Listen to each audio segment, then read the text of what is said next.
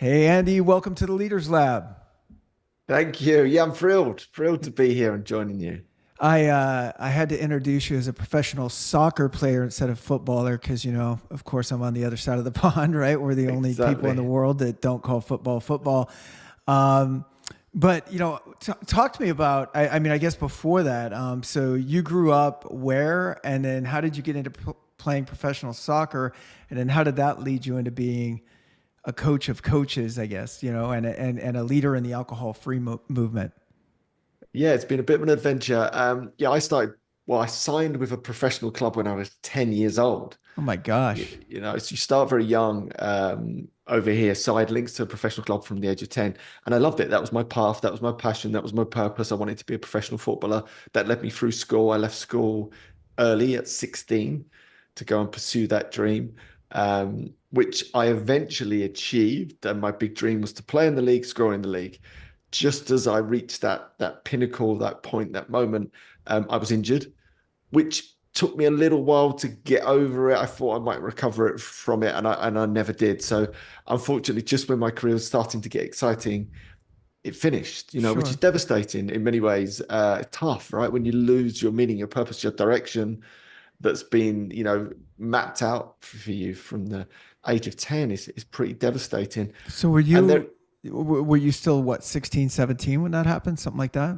So I was 18. I was Okay. 18 when it first happened. And then really by about 20, I ended up with another club. I was sort of finished Yeah. by about 2021. That was it. Like that the professional career was over. I limped along for a bit longer, but really, yeah, I was facing that sort of place of loss of meaning, loss of purpose, really early 20s when I had to walk into that. And I guess the full circle of that, skipping a bit of the story, is that, and I'll come back to the bulk of the story, is that now I'm back with the Professional Footballers Association, which is really cool. So we have a big union. David Beckham's part of that union, or anyone that plays professional soccer is part of Professional Footballers Association.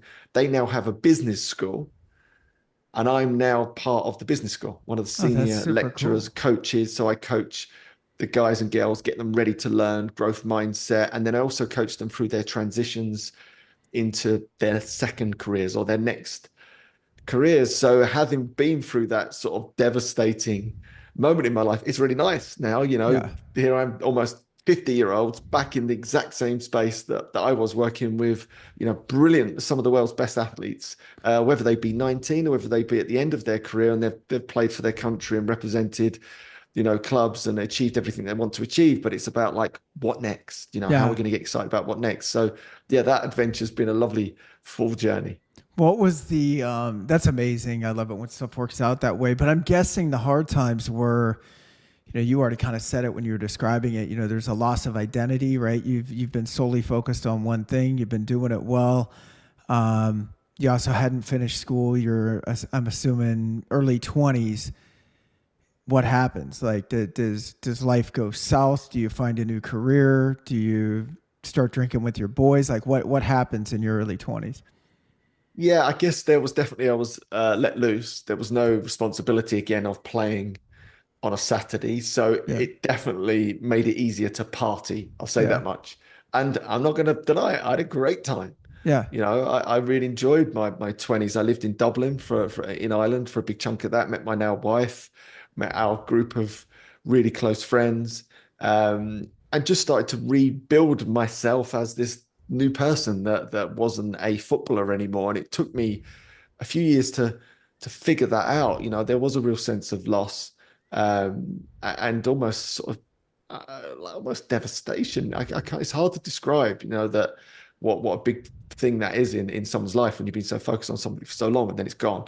But equally, that resilience was there, and I started to realize that many of the skills that I picked up through that process, and even the hardest times, had made me really strong and really resilient. So once I was stepping into new arenas such as, the business world, I felt confident and competent that I was able to handle anything really that was thrown at me after that. So again, that classic moment where your biggest struggle becomes, in many ways, your greatest secret to all the things that follow. And I credit my football career, albeit short, to every bit of success that I've ever had ever since, because it was that resilience and that bounce back ability, that ability to control my mind and learn all these new things that has helped me for so long. So yeah, through my early 20s, it was slight wilderness, a bit Yeah. lost. That started to build momentum. I then traveled the world, literally went all the way around the world with my now wife, and then by fluke ended up back in the trading pits of London, effectively the IPE, the International Petroleum Exchange. So we were buying and selling oil, the guys in the bright jackets, effectively, which was a great experience. I loved it. It was fast paced. It It's was electric. competitive. Yeah. Ah, it was like sport. Yeah. So all those skills that I picked up, I was just in this arena of, and I was bulletproof, Yeah. and it's a hard world. Only certain people can survive in that world. And I'd built this quite, I guess, tough exterior in some ways through that, the process of being a footballer and not being a very good footballer.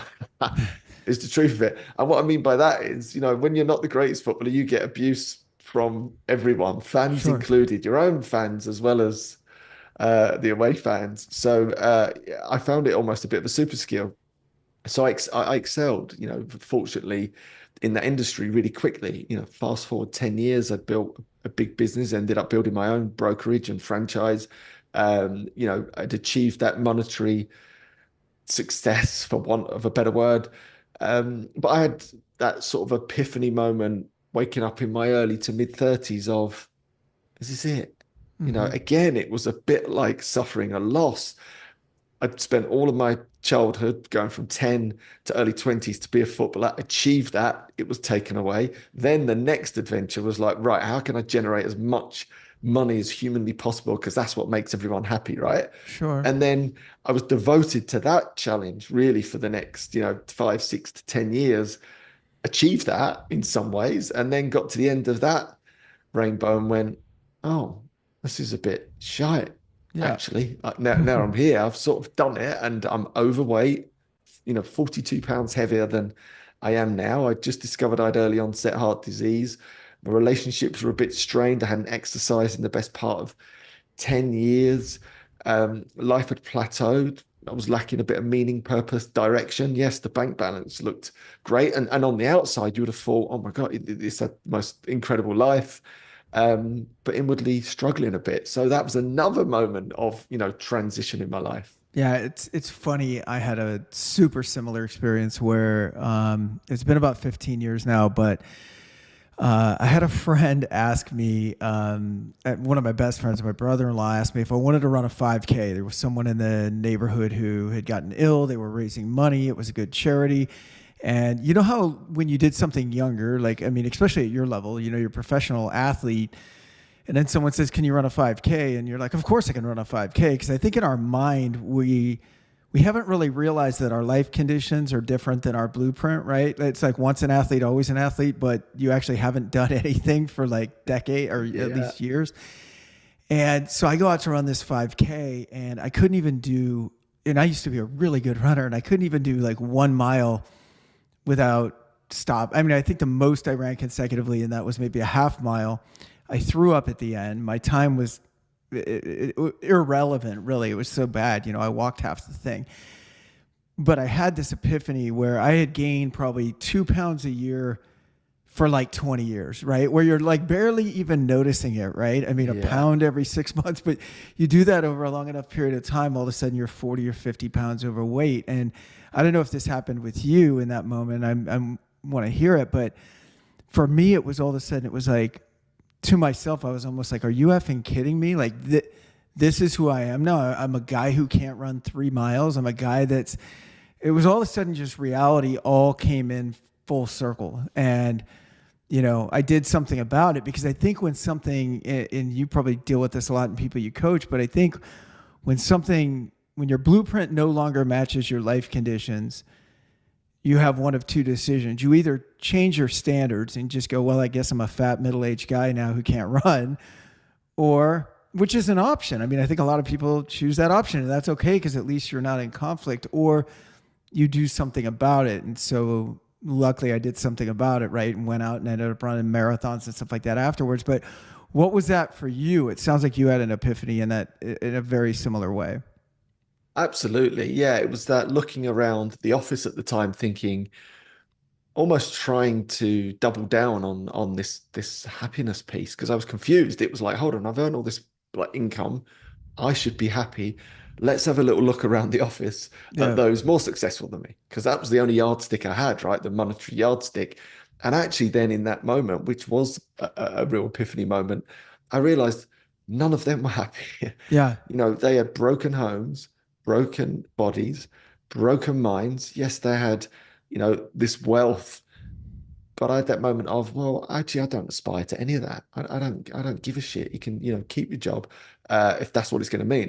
I don't want to lose my marriage. I don't want to lose my relationship, my kids, my health. I don't want to lose that either. Yeah. What has happened over the last 10 years? What are we all doing? This doesn't make any sense. Yes, we're generating all this income, but so what? It was a real awakening moment for me. So I actually quit that particular job. And everyone said, you're absolutely nuts. You can't walk away. You've built this big business and da da da.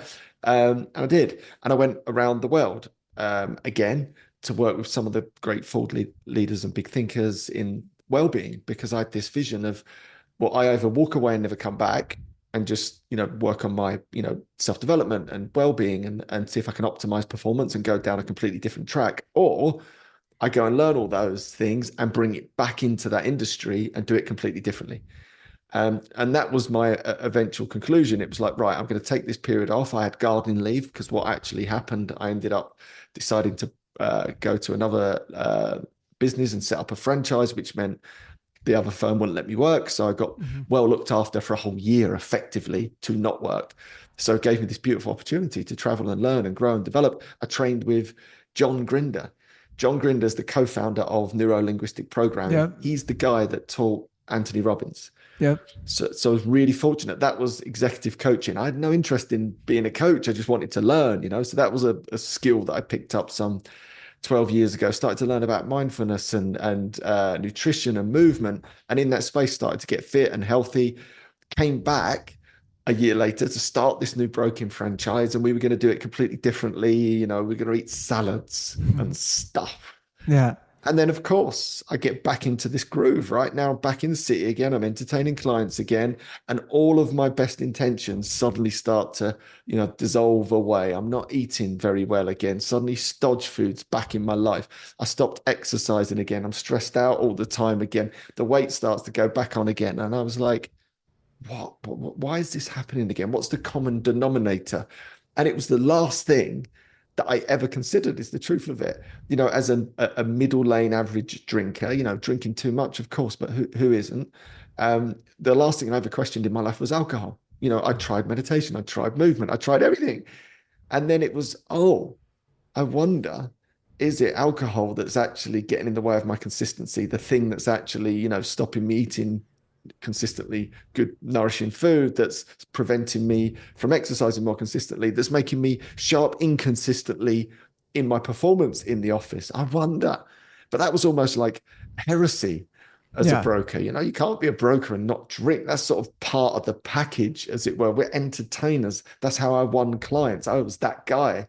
So to question that, almost again a bit like being an athlete, is to question your whole identity. Yeah. Or like what, or like, here's the training program that got me to where I am, and I'm throwing it all out, right? Almost. I mean, it's like here's the ingredients, and it's worked, and I've got to, but it's not going to work moving forward, so I got to blow it up, right? And how are you going to do that? How did you do that in that environment? Like because how do you take clients out in an environment like that and not drink, it was really tough. And Yeah. this is wind back the clock over 10 years ago. So it was Yeah. before alcohol-free alternatives. So I did a lot of watering the plants, Yeah. pretend drinking. I mean, as ridiculous as that is, because I didn't quite have the courage to even tell them I didn't want to drink. I slipped up more times than I can imagine. My rubber arm was constantly twisted by clients, colleagues, and friends that wanted me to have a drink with them, which again is ridiculous when you think Right. about it. Alcohol is the only drug in the world that very often when you try and give it up for really proactive reasons, as it was in my case, people will absolutely slaughter you for Yeah. it. Could you imagine Oh, if it was heroin and they were like, come on, dude, exactly. just come on. What are you doing? People are shocked. People are shocked when you pass on a drink sometimes, like, why? Like, what's going on, Yeah, they can't get their head around it. It's like, Right. what do you mean you're not drinking? And I think because, and this is even harder for people like myself, because I built a persona around being that guy that was, Right. the big entertaining guy. When I turned that off, obviously certain clients were a bit like, well, why are you switching it off for me? When I know, just weeks ago you were out entertaining and swinging off the chandeliers, and now like this is my turn, and Yeah. you don't want to drink. So you got all that wrapped up in it, which again was really difficult. But what was great for me that I didn't give up, and I was tempted to. And like you said, that script, that choice could have been, well, I must just get on with it, right? I'm a drinker, I'm a middle-aged guy, I'm overweight, unfit, unhealthy. That's my story. But I wasn't willing to accept that. I was like, no, I need to figure out a way to do this. And if I'm going to stay in this industry, I want to do it in a way where I'm absolutely on it, elite performance in everything I do. And I don't think alcohol is serving me, it's getting in the way. How do I remove it? Right, let's make it into a little challenge. I'm just going to challenge myself to take a break and start to see what that feels like, looks like. And that will give me something to go into bat with when I'm meeting clients to say I'm just taking a month off, because to say I'm never drinking again is too much. But to say I'm having a month off, well, they're going to get me back in 30 Yeah. days. So that was really the start of it all. And then what happened was I eventually took a break, but not before I did lots of learning. As mentioned, I trained in NLP, I trained in mindfulness. I ended up going back to university twice to do a degree and then a master's degree in positive psychology and coaching psychology, because I got really interested in my brain and was like, why am I finding this difficult? I know I'm not physically dependent or addicted on alcohol, but psychologically, I'm finding this really tricky, as a middle lane drinker. And Yeah. I describe a middle lane drinker as someone that drinks averagely, someone that drinks occasionally heavily, sometimes moderately, sometimes not at all. That's about 70% of the Western world right now. I think that's most people's story with alcohol. When you And were why not was to it? not to interrupt, Andy, but when you were going through some of those thoughts early on, what made it? What were the thoughts that were going through your head when you were finding it difficult? Because I'll share some of mine, but like, what was it for you? Were you just struggling to have a good time and fit in social situations, or what? Like, what was that for you? Yeah, that side of it was really difficult. My persona changing was difficult in the sense that I was discovering the real me Yeah. underneath it, and the real me underneath it was quite introverted, and I am quite introverted. Yet alcohol created a persona of extroversion and flamboyance. And had you asked me, was I introvert or extrovert whilst I was drinking, I would have said, well, I'm an extrovert. But Yeah. I would constantly meet that confusion the day after when I wasn't that person. And I remember clearly, going on work trips where we'd stay over, right? So it might be like a weekend away skiing or whatever it might be. And then the next day, the night before, you've been swinging off the chandeliers and holding court and entertaining everyone. And then I'd meet some of those people the next day and they'd be like, there's that guy. And I couldn't find him. It's Right. like, where's he gone? Like, I just wanted to like shy away and just get some distance and re-energize and read a book or Yeah. just go home and be with my family. I Right. wasn't that guy, but I was sort of confused about that. I hadn't really put two and two together and realized that actually the guy that alcohol was creating was never me in the first place. That was Right. never my real personality. That was a persona that was created, through intoxication. So that rediscovery, that was quite tough in some ways, but also exciting I found and it tough. liberating. Yeah, I can relate so much because I started drinking like when I was really young, like probably 13 or so. And I was a guy like you, highly productive. Everything looked good on paper. But I was definitely not maximizing certain areas of my life as a result, right? When I put it down, it dawned on me that like I had never even really associated having a good time with anything but alcohol. Like anything you could do that's going to be fun should involve alcohol. You know what I mean? It could be a kid's baptism, and it's like, where are we going for beers afterwards? You know what I mean? Or before. Yeah. If we're going to watch a sporting event, I mean, of course, and so everything was sort of tied to that. And I can really appreciate what you're saying about the extrovert part because I didn't realize it, but I think we all drink for a reason, right? We all started drinking for a reason. It might have been to fit in. It might have been for community. It might have been, whatever it was. But if you do that for a long period of time and without breaks, where the real you is actually coming out, so really all social situations, it was me and alcohol. You pull the alcohol away, and it's like, oh, I got to go talk to those clients without booze in me. Okay, that's different, right? And I think also what you're saying about the contrast between the day and the night of the same client seeing you. Everyone used to always say to me, and I never knew what they were talking about. When they saw me at work, they'd be like, God, you're so serious when you're working. And I'd be like, well, in my mind, I'm like, well, it's work. They go, like, what are we going to do? Or, we're not going to play like, beer basketball. I mean, like we're working now, you know what I mean? So when I was working, it seemed to be all or nothing for me. Like I was either working and just plowing through it, waiting to kind of get to the end so that we could go party and hang out. And it was one of those two extremes at all times. And I could really relate to what you're saying, that when the music sort of stops and it is filled with all these emotions, some of them are very liberating. And I remember getting nostalgic almost, like because I don't think my brain had developed in a social sense in a very long time. I think I had continued to stunt it like over the years, right? Like something heavy to deal with emotionally, let's just go have a few beers instead. It'll probably go away, but it doesn't, right? And so I think what you're left with is the real you. And there's something really good on the other side of that. But I think it can be very difficult, right? I mean, we use it to medicate. So true. And I think it is a rediscovery and a retraining. Yeah. Exactly that. I didn't train, and alcohol does this to too many, young people. I mean, it's ridiculous. I started drinking at 12, 13, the same. And it robbed me of like the hard yards that I needed to do to learn the skills to Right. socialize without it. So I just Yes. spent my whole teenage years and early 20s just constantly trying to find alcohol, right? Because it just made it easier to do that thing that I would have figured it out quite easily. Yeah. And it would have been harder because I'd have had to go through the awkwardness of talking to girls and all the things that alcohol allowed me to do. But I would have really drilled that skill. So then obviously you get into, your 20s, your 30s, and actually you realize I just haven't trained that skill. So that's one of the big parts of it. And I think, where I'm fortunate, I didn't give up. I kept coming back for more, and I had to relearn how to be me. I had to relearn how to Yeah. socialize and entertain clients and do all of those things. And it took me a while to get there. I started to understand how my brain worked and had the science behind it, and then had all the coaching tools and techniques behind it, and then started to make those breakthroughs. And it was like a superpower. Genuinely, for me, everyone's different, but for me, it was like unlocking a superpower. Suddenly I had time that I'd never had before. I was getting up before the alarm clock rather than Yeah. fighting with it every day. That became 30 minutes before, an hour before, 2 hours before the alarm clock. I'd get up at 5 a.m. instead of 7 a.m.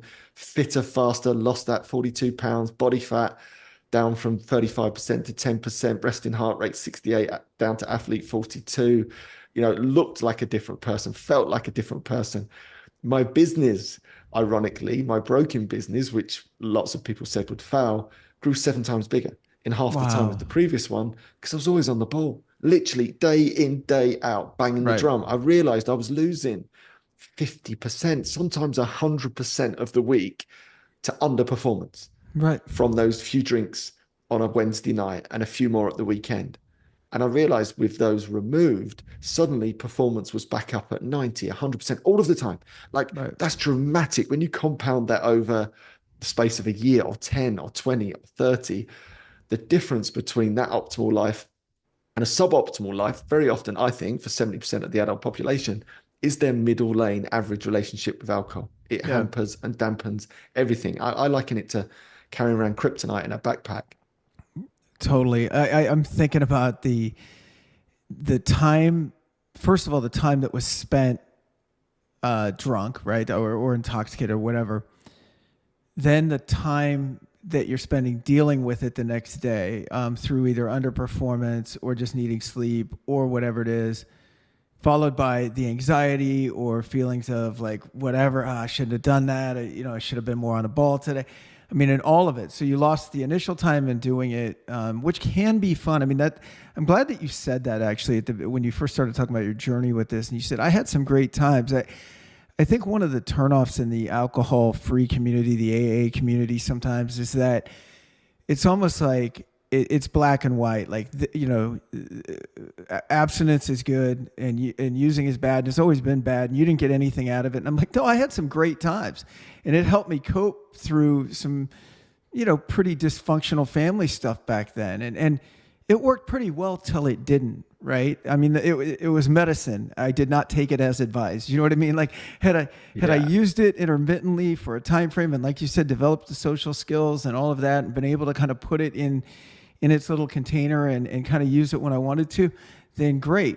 But I think because the alcohol free community generally doesn't recognize some level of hey, there are good times, right? There have been good times. Then everybody that is drinking is going, wait a minute, that's not authentic, right? So it's more like, I think it's more about, for me anyways, the good times are becoming less and less with it, and the future is looking bleaker and bleaker with it, right? So pick a lane almost. I felt like I was kind of at a crossroads and needed to pick a lane, you know?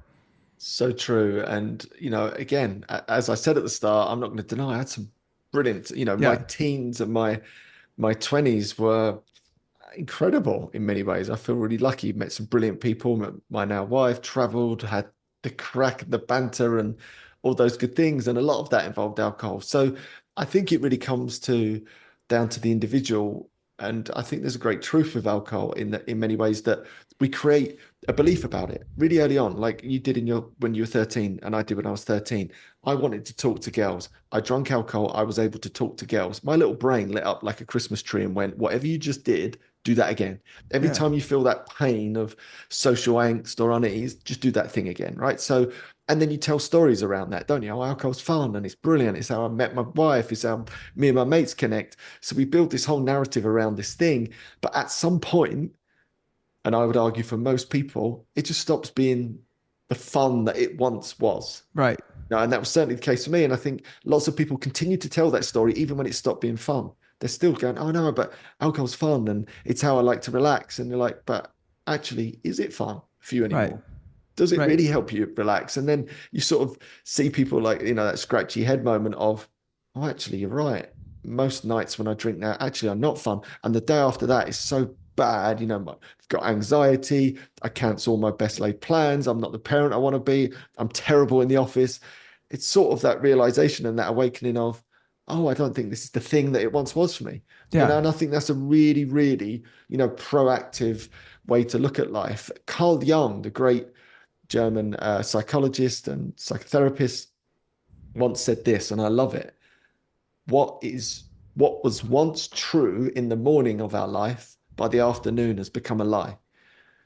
And I think That's a there's a good lot of that quote for involved with this. alcohol. I think it's Yeah. and really what I do, I'm just tapping people on the shoulder, just trying to wake them up and going, have you considered this? Maybe this is the thing. Like I had that epiphany moment. Maybe this is the thing that's getting in the way of your meaning, your purpose, your momentum in life, your career, your health. Maybe it's worth just taking a break and having a little look and trying to find out for yourself. Maybe, you'll find that actually as a gift as it was for me. And that's ultimately what I've been doing for the best part of 10 years. Yeah. When did you decide that it's like, okay, you've worked on yourself, you figured this out, you took a break, you had the big results, and then at some point you decided like, hey, I got to share this with others. When did that come in, and when did you leave your old career to kind of pursue this as a mission? Yeah, it just sort of bubbled up. I just had that overwhelming sense of there must be millions and millions and millions of people like me who were Yeah. not addicted to alcohol, so didn't need that level of support, but needed to be inspired. Because when I looked around 10, 11 years ago, there was nothing, literally Yeah. nothing. There was no movements, there was no social media or influence. That thing just so all there was the classic rock bottom story, someone that had blown their life up and then clawed it back, which is a beautiful story for those people that have that story, but that wasn't my story. I was in search of optimal performance. This thing was getting in the way.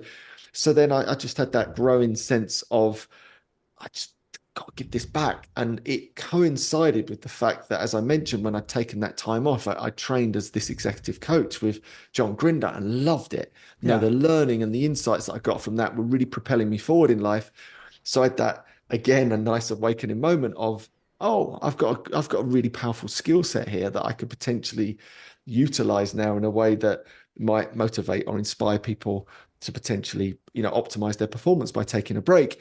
So I wrote a little ebook, put it out into the world. OneYearNoBeer was just a challenge.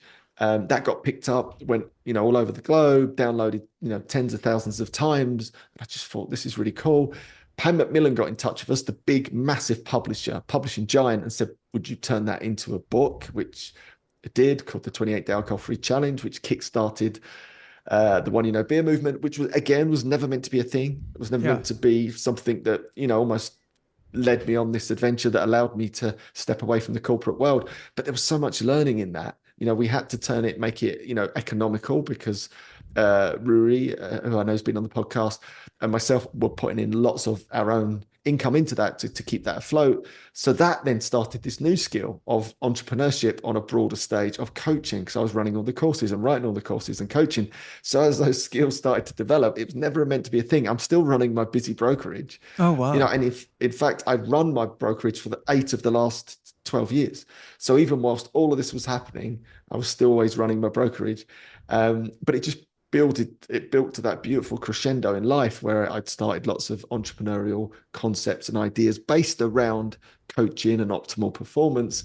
And 4 years ago, I was in that beautiful position where I was like, actually, right, the day job that's generated all this income, which is incredible, that was lacking that sense of meaning and purpose. I've got a completely new skill set that I've honed over 10 years as an entrepreneur now, as an elite level coach. I can step into this new arena and do something that really lights me up, that's Yeah. meaningful, that's purposeful for the balance of my life. I feel very fortunate. That's really cool.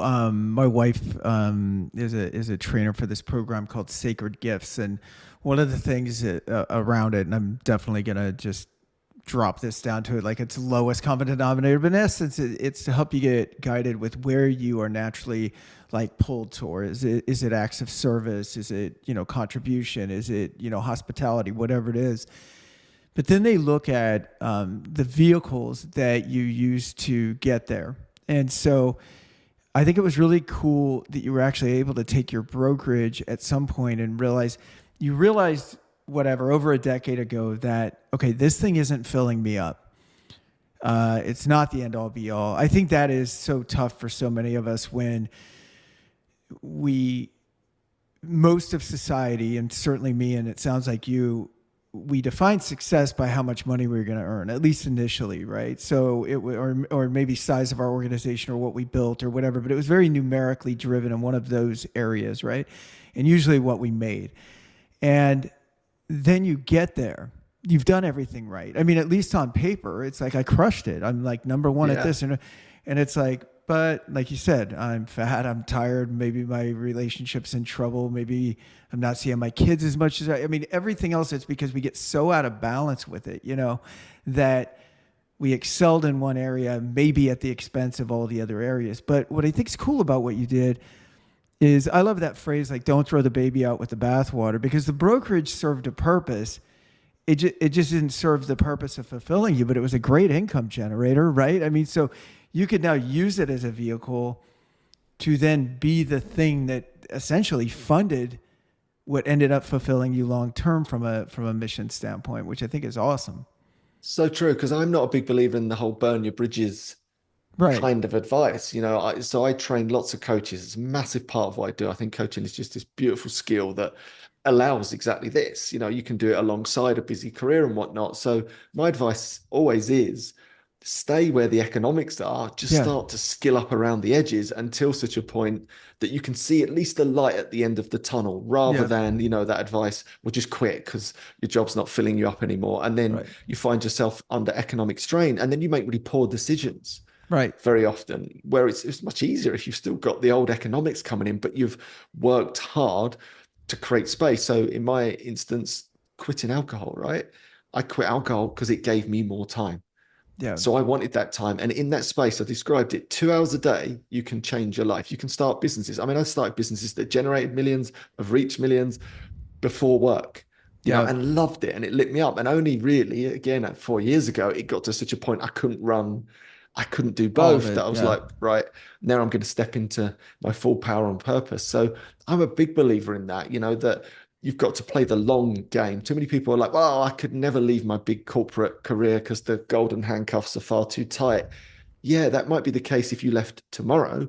But Right. what if you started a plan now and gravitated out of that in 5 years or 10 years, right? That'd Right. still be a wonderful thing. So I'm a massive believer in that, right? Being skillful with these things. And if you've got a big lever that's economical, keep pulling that lever and just skill up around the edges.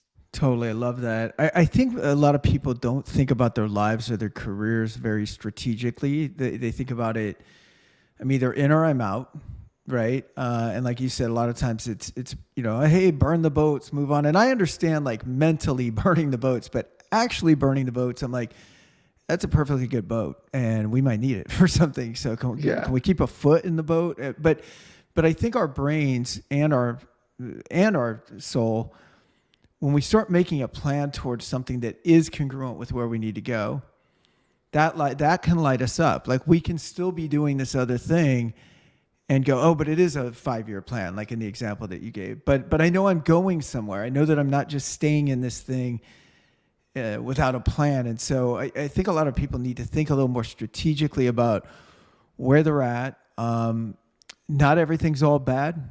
Everything serves some kind of purpose, right? Be it economic or whatever it is. And is there a way to kind of keep both? Unless it's completely crushing your soul, I get it, But if there's usually a way to work things up. I coach a group of recruiting agencies. Leaders Lab is really like a talent placement agency for leadership, and a lot of people that start that are starting recruitment agencies and still have a foot in their old job. And it's the exact advice that I give them is, they're like, when should I quit my job? And I'm like, that's not the right question, right? It's not apples to everybody, but it's how much time do you need to spend there? How much time do you need to spend to ramp up? Are you passionate enough about where you're going to put in the extra 2 hours that you're talking about? And to get there, do you need to eliminate some other obstacles like alcohol to provide the extra 2 hours, right? Most people say they don't have enough time. I'm a pretty busy guy, and I just watched 3 seasons of Mayor of Kingston in like a week and a half. You know what I mean? Like, Yeah. like if someone tells me I need to do something that's like takes a couple hours, and I give them any kind of bullshit excuse, they could just go, but you just watched 3 seasons of Mary Kingston in, under a month. So, we all have time if what we're aiming for, I think, is big enough to pull us there. So true. Seneca, the great Stoic philosopher, says it's not that we don't have enough time, just that we waste so much of it. Yes. And that was me. I was wasting time all the time. And my big time waster, and everyone's different, was alcohol. It Yeah. was the actual act of consuming it, and then the day after that, and the day after that, and the day after that. So with that gone and that time back, there is a real opportunity. And just to talk about something you mentioned there, which is really important, what happened for me, even though the job essentially wasn't lighting me up, around the edges, my soul was being filled up with Exactly. coaching and Yeah. creating initiatives that were inspiring people and the messages that I was getting for people. So the great irony is I was able to stay in that career Yes. that I probably would have had to walk away from because it would have just got to that point. It would have been like, I've got to go. And I would have burnt bridges and it probably wouldn't have been the right thing for me. But because I'd nurtured meaning and purposeful work through coaching and initiatives around the edges, I was able to stay in that career a lot longer because I didn't need it for that anymore. I just used it for the economics because it funded everything else. Yeah. No, it was. I think it's finding that one thing and finding a way to participate in it.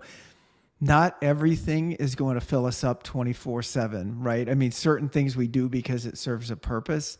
But I think as long as we have that balance, it's huge. So tell me a little bit more about Dryy and what you guys are doing over there. And then I want to talk a little bit about how people work with you as a coach. I downloaded Dryy today. I was telling you pre-show, I opened it up. It looks like a tremendous research, but maybe tell the audience a little bit about what is in that app. Yeah, so Dryy really is just an alcohol-free wellness platform, I'm going to call it. And really it's that. It's not, anti-alcohol, far from it. It's just an excuse to get us in the room to optimize every domain of our life by taking a break from alcohol or being mostly dry, we call it, which is someone that, occasionally might have the odd drink. So it's really broad in its spectrum, but ultimately It's just a wonderful community, global community that come together. There's live content in there every morning. So on a Tuesday morning, UK time, I'll be live in there.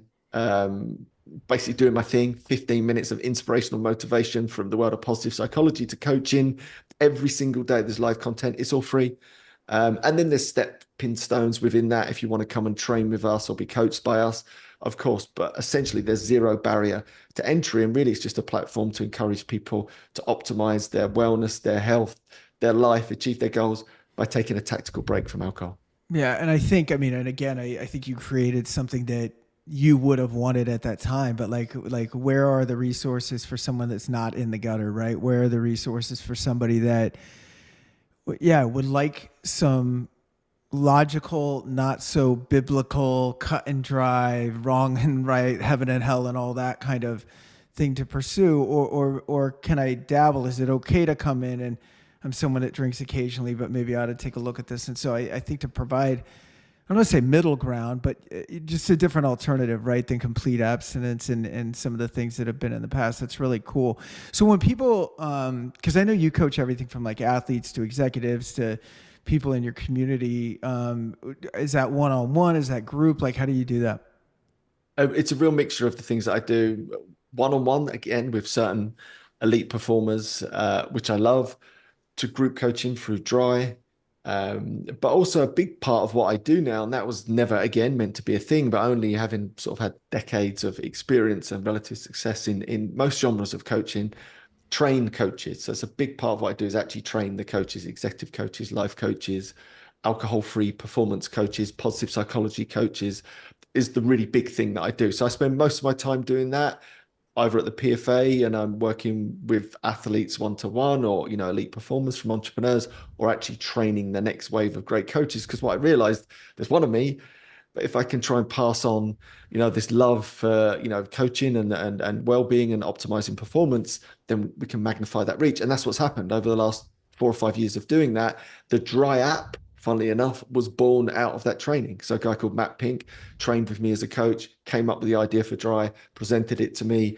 I then went in with him on it. So I feel my days really as well, making these sort of new partnerships and connections through the coaches that come through that training that then spin that out into entrepreneurial ideas to do good in the world. So I feel, yeah, very, very grateful. No, that's cool. And that allows you guys also to scale it indefinitely because you're producing the people that can coach the community as it grows. So the higher the membership grows, I'm imagining the applicants for your coaching programs kind of follow suit. Yeah. Yeah, exactly. Through Dryy, and then obviously externally for me, people come to me to just train as a coach from all different genres and walks of life. That's amazing. I heard, last but not least, I heard you're working on a documentary right now that's coming out next year. Tell me a little bit about that. Yeah, so that's cool. Again, this is a running theme in my life, isn't Yeah. it? That this wasn't planned or there was no intention for this. A great documentary maker got in touch with me about his documentary. Would I appear in it to be the voice of alcohol free effectively? Because it was a documentary about health. We had that conversation back and forth, and I was like, there's got to be room for a documentary, like a Game Changers, if you've ever Yeah. watched Game Love Changers, game changers. for the alcohol space. And sort of he came straight back and went, yeah, you're so right. Let me finish this doc and then we'll come back and talk about it. And that was nigh on 2 years ago, and we've been going backwards and forth. And now we've started filming. We've just built momentum. We've got a casting list ready for those that are willing to take a break. So we're going to film people actually having the lived experience of taking a break from alcohol. I'm going to narrate the story, really the story of alcohol-free and optimal performance. It's all about, the middle lane, the average drinker. We've got some early stage funding in, which is starting to build momentum of Nice. collaboration. So it's a really exciting time. I'm flying out to New York and LA tomorrow, Oh, actually, to meet amazing. some really interesting people just to put a bit of a rocket under this thing. We've got some incredible interviews already from the likes of Rich Roll, Dr. Rangan Chatterjee, politicians, great researchers. So really, the dream is it's the equivalent game changers for alcohol free. That's cool. Well, I appreciate everything that, I mean, I really appreciate what the fact that you were able to do stuff with yourself, make decisions for yourself that had such a positive influence, but now you've flipped that where you're affecting hundreds of thousands, maybe millions. Maybe if this documentary gets out there, that's going to just keep it going even more. And it seems like not only from your own energy, but I think just kind of because it's such a major subject and there's so many people affected, that as much, progress as you guys have made, I feel like you probably think you're still just tip of the iceberg, right? I mean, I think the impact you guys have had has been great, but it's probably going to be 10 times greater in the next few years, I would think. Yeah, yeah, exactly that. We are literally at the start of this. I've Yeah. been in it for 10 years, but the momentum's really building now. Yeah. Jim Collins talks about this in his brilliant book, Good to Great, one of the best Love that business book. books Yep. of all time, the flywheel effect, doesn't he? So I reckon I've had 10 years of trying to push up this flywheel, Right. and I'm almost at the tip. And in a minute, it's going to spin and it's going to go. And the momentum that's going to build that I think will transform our cultural landscape in the next 5, 10 years in the way that we treat alcohol, and literally will help hundreds of millions of people, I think, on the back of that. So yeah, I feel very honored to be a part of this adventure. That's cool. I love your authenticity. I mean, we don't release a lot of video on this, just like clips. We don't do the whole YouTube thing usually, but if you guys could see Andy, it's like when he talks about it, you light up, you smile. I mean, it's just very, very genuine, and I can tell that. I don't know. You shine with gratitude for what you've been through and what you've been able to learn from it and what you're putting out there. And I think that's really, really cool. Thanks so much for being on the podcast. I really appreciate it. It's been an Oh, awesome to meet you. yeah, back at you as well, and keep up the brilliant work. I'm honored to be part of the show. Cool. Thanks so much.